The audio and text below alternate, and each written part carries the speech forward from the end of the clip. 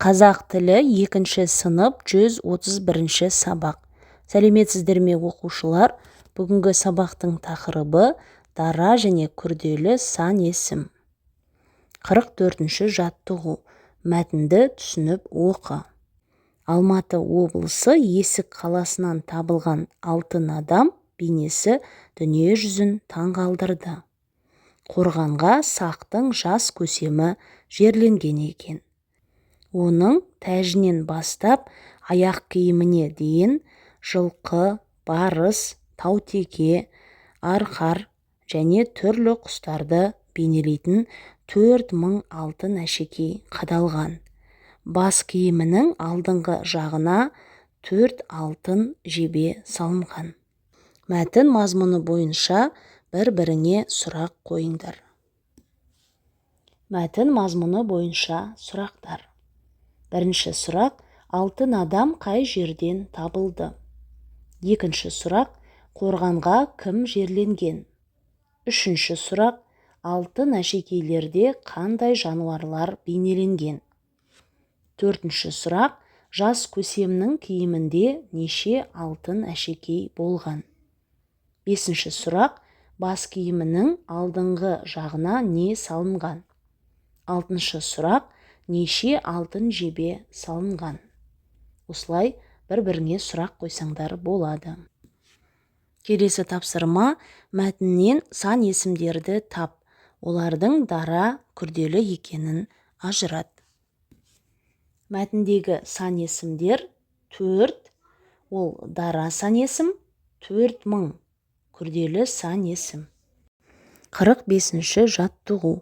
Хабарландыруды оқып, оның дұрыс жазылмағанын дәлелде. Хабарландыру.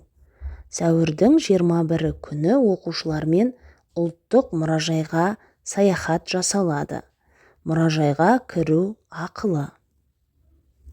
Дәлелдеу барысында төмендегі сұрақтарды басшылыққа ал. Хабарландыру кімдерге арналған? Хабарландыруда не туралы жазылған? Саяхаттың уақыты, орны нақты жазылған ба? Хабарландыруды жазған кім? Бұл хабарландыру дұрыс, толық жазылмаған. Себебі хабарландыру кімдерге арналғаны нақты көрсетілмеген.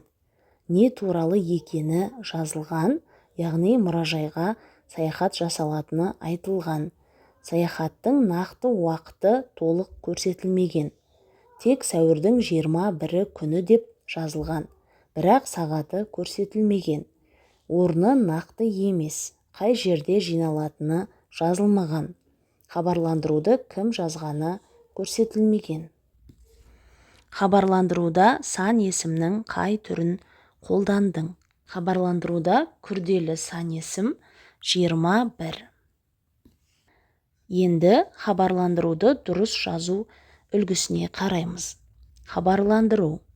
Сәуірдің 21 күні сағат 10:00-де оқушылар мен Қазақстан Республикасының ұлттық музейі саяхаты ұйымдастырылады.